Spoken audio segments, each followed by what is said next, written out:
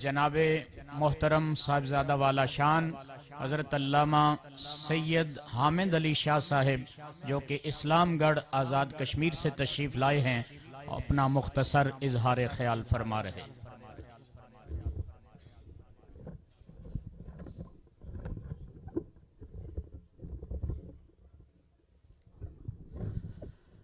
حامدا و مسلیا اما بعد فاعوذ باللہ من الشیطان الرجیم بسم اللہ الرحمن الرحیم اہدنا الصراط المستقیم صدق اللہ العظیم و صدق رسولہ النبی الکریم الامین الرؤوف الرحیم صلو علی الحبیب باوز بلند الصلاة والسلام علیک یا سیدی یا رسول اللہ وعلا آلک و اصحابک یا سیدی یا حبیب اللہ الصلاة والسلام علیک یا سیدی یا رحمت للعالمین وعلا آلک و اصحابک یا جد الحسن والحسین۔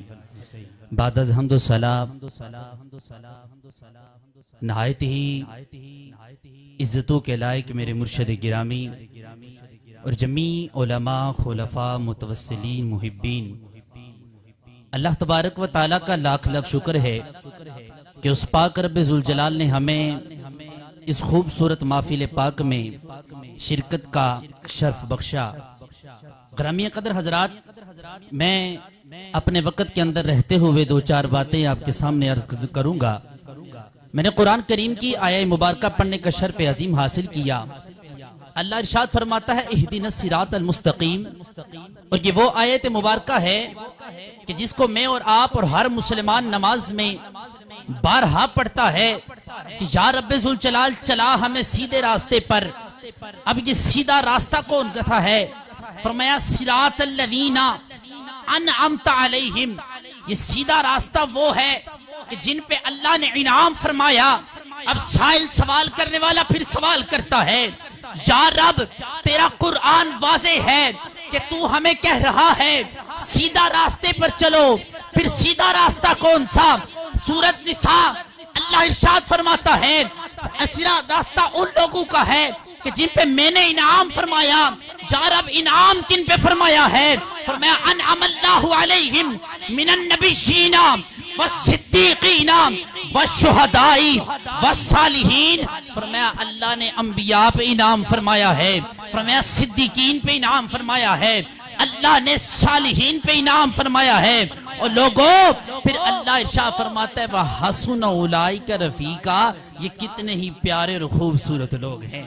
گرامی قدر حضرات، میں بات کرنا یہ چاہ رہا ہوں کہ اللہ کے فضل و کرم سے ہم جس اہدنا الصراط المستقیم کی اللہ سے بارگاہ میں دعا کرتے ہیں، صراط الذین انعمت کے ہوتے ہوئے تحت انعم اللہ علیہم من النبیین کے تحت ہم اللہ کا شکر ادا کرتے ہیں کہ ہمیں رب ذوالجلال نے ان نیک ہستیوں کی بارگاہ میں بیٹھنے کا شرف عطا کر دیا ہے۔ احباب عزیز وقار، بہت سے لوگ یہ کہتے ہیں کہ ان نیک لوگوں کے پاس جا کے تمہیں کیا ملتا ہے؟ اپنے پیسے یا اپنا جاہ و مال تم ان پہ فدا کر رہے ہو۔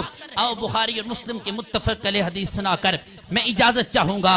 حضرت ابو سعید خدری رضی اللہ تعالیٰ عنہ آپ اس حدیث کے راوی ہیں۔ آپ فرماتے ہیں رسول اللہ صلی اللہ علیہ وسلم نے ارشاد فرمایا بنی اسرائیل کے ایک شخص ہے، اس نے 99 قتل کیے ہیں۔ 99 قتل کرنے کے بعد اس کو یہ خواہش ہوئی کہ میں اللہ کی بارگاہ میں توبہ کروں۔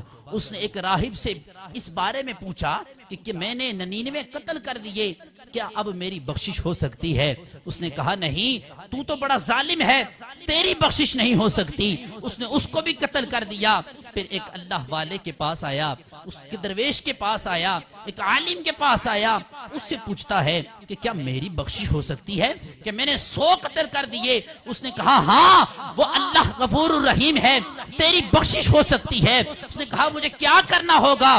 فرمایا فلاں بستی کی طرف چلا جا، وہاں پہ اللہ کے نیک بندے رہتے ہیں، تو بھی وہاں پہ چلا جا، جا کے رب کی بارگاہ میں عبادت کر، اللہ تبارک و تعالیٰ تجھے بخش دے گا۔ وہ بندہ وہاں سے چلتا ہے اور اللہ تبارک و تعالیٰ کی بارگاہ میں توبہ کرنے کے لیے اس بستی کی طرف اپنا رخ کرتا ہے، ابھی راستے میں ہے کہ موت کا فرشتہ آ جاتا ہے، اس کی موت ہو جاتی ہے۔ اب رحمت کے فرشتے بھی آتے ہیں، عذاب کے فرشتے بھی آ جاتے ہیں۔ رحمت کے فرشتے کہتے ہیں یہ توبہ کے رستے پہ تھا، اس کو معاف کر دو، اس کو ہم لے کے جا رہے ہیں۔ عذاب والے فرشتے کہتے ہیں اس نے دنیا میں کوئی نیکی کا کام نہیں کیا، اس کے دنیا میں کوئی نیکی کا کام نہیں کیا، ہم اس کو لے کے جا رہے ہیں۔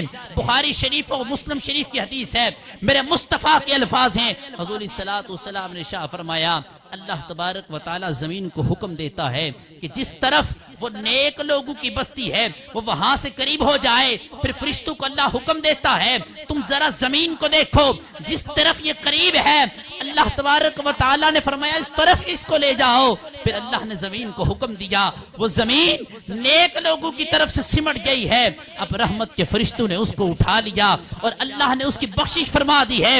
اور صاحبو سنو، یہ وہ شخص ہے جو بنی اسرائیل کی قوم کا ہے اور اللہ کی بارگاہ میں مغفرت طلب کرنے کے لیے اللہ کے راستے میں نیک لوگوں کی طرف آیا ہے، تو مجھے کہنے دیجئے یہ بنی اسرائیل کا امتی جب اس طرح ان نیک لوگوں کی بارگاہ میں آتا ہے، امت محمدیہ کے نیک لوگوں کا عالم کیا ہوگا؟